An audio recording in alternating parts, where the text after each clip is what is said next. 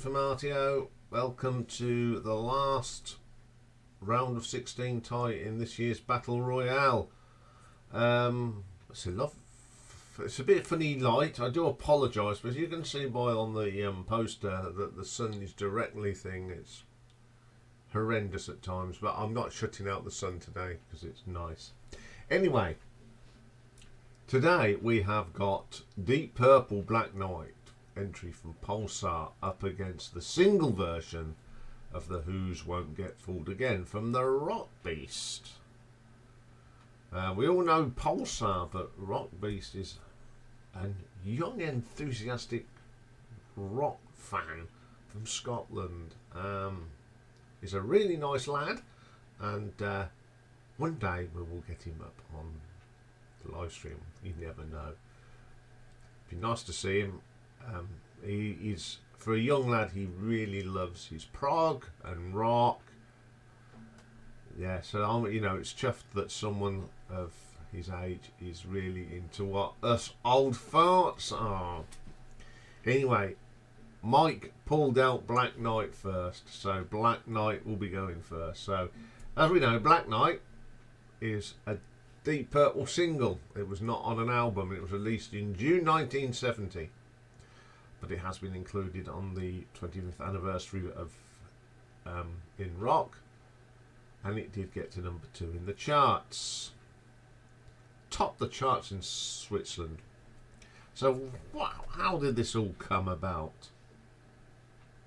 So, once Deep Purple had finished In Rock, and that's completed it, EMI asked for a suitable single to be recorded to promote the album. But there's not really any good single material on In Rock, so they come up with this. Roger Glover states, though, that Ricky Nelson's hard-rocking arrangement of George Gershwin's Summertime was the basis for this, Black Knight. And it's also similar to the 1966 hit, The Blue Magoo's We Ain't Got Nothing Yet. And in the Heavy Metal Britannia documentary, which is pretty good, Mr. Lord supports Glover's statement, saying that the song's origins do come from, especially the bass line from Ricky Nelson's Summertime. And then, of course, you get Richie Blackmore putting that really groovy improvised guitar solo. So Black Knight was put into the set as soon as after release for an encore, and it was not played in full after Ian Gillan and Roger Glover left. But Richie used to put it into his little improvisations, and then when they reformed in 1984, they started doing it, and I was privileged to see it when I saw them at Nepworth.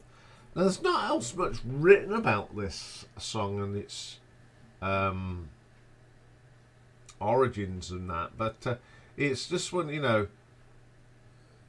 it just shows how good they were. They was able to whip up a single after the album had finished, and it is now featured on quite a lot of the live albums. It's just a classic song, isn't it? Really, it was one of the first Deep Purple songs I ever heard, and it was just that great little guitar solo, which Ian Gillan, Richie Blackmore, never played the same on stage. And even the preceding guitarists after him haven't played it. So this was a unique to the song. Okay. Up against Deep Purple, we have the Rock Beasts Won't Get Fooled Again by The Who. Now, as a single, it was released, and it is a very edited version, of course, because it's not the full 8.5 minute version. So when you're thinking about voting for this one, you've got to concentrate on the single version, not the full version. Now, this song, of course, was the closing number of the what was going to be the Lifehouse project, and the lyrics criticised revolution and the power. The track is also known for its staccato keyboard figure played on a simple home organ with a rhythm feature that produced a synth-like effects. The Who tried recording the song in New York in March 1971, but the re-recorded Superior at Stargroves the next month was used because of the organ from the original demo that Pete did.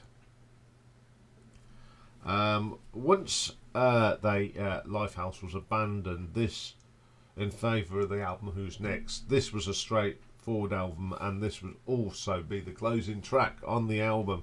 And it's always been performed on stage since 1971. Set closer, and it was the last song Keith Moon ever played with the band live as well. It's amazing. Again, this song, I wonder how it would have fitted into the Lifehouse project if that had gone ahead. But I think it's great that the Who wanted to put this track on Who's Best, because it is a great track. I mean, it's been used in several TV shows now as well, and you know, it's just one of them iconic things for this song.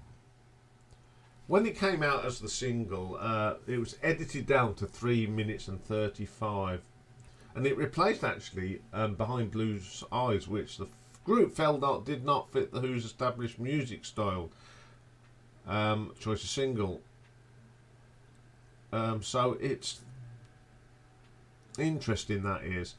But I'm actually going to put in the playlist today the edited version, and that's what. Now when you push people and things, so when you're voting today, you've got to vote on the single version, not the full-blown version. You've got to think, was it a great single as it is, not the thing, because we all know the full version is brilliant.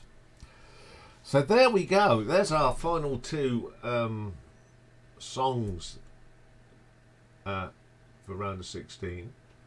The vote is now open. Now, if the link will be in the bottom of in the description of this, and it's also on the community page, and we will put it up on the